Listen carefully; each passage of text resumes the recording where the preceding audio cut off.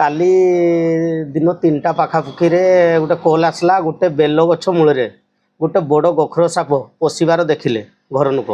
ତ ମୋତେ କଲ୍ କଲେ, ମୁଁ ଯାଇ ଦେଖିଲା ପରେ ବେଲ ଗଛ ମୂଳରେ ଅଳ୍ପ ଇଟା 2-4ଟା ଇଟା ଥିଲା। ତାକୁ ଉଠେଇଲା ପରେ ବଡ଼ ନାଗ ସାପ ସେମାନେ କହିଲେ ପଶିବାଟା, ମୁଁ ତ ତାଙ୍କୁ ପାଇନିନି, କିନ୍ତୁ ଇଟା ଉଠେଇଲା ପରେ କୁନି କୁନି ନାଗ ଛୁଆ 30ରୁ ଉର୍ଦ୍ଧ୍ୱ ନାଗ ଛୁଆ କୁନି କୁନି ନାଗ ଛୁଆ ସବୁ ସେଠୁ ବାହାରିଲେ। ସେମାନଙ୍କୁ ସବୁ ଧରି ବାଲ୍ଟିରେ ରଖି ରାତି ଯାଇକରି ପାଖ ଜଙ୍ଗଲରେ ତାକୁ ରିଲିଜ୍ ମୁଁ କଲି। ବଡ଼ ସାପଟା ଥିଲା ସେଟାକୁ ପାଇନି ନାହିଁ, ସେ ବୋଧେ ଛୁଆ ଯେତେବେଳେ ବାହାରିଛନ୍ ସେ ଛାଡ଼ି ପଳେଇ ଯାଇଛି, ତେଣୁକରି ସିଏ ସେ ଜାଗାରେ ଆଉ ଥିଲା ନାହିଁ। ଏ ଗୋଟେ ଦିନର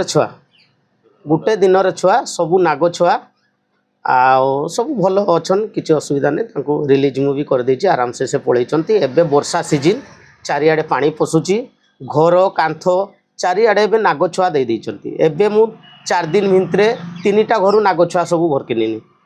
ପ୍ରବଳ ଦେଖି ରହିବେ, ଘର ଜେଙ୍ଗଲା କରନ୍ତୁ ନାହିଁ, ଟିକେ ସଫା ସୁତରା ରଖନ୍ତୁ, ଦେଖିକରି ରାତି ବାହାରକୁ ବାହାରନ୍ତୁ। Choose excellence. Choose Kripajal Engineering College.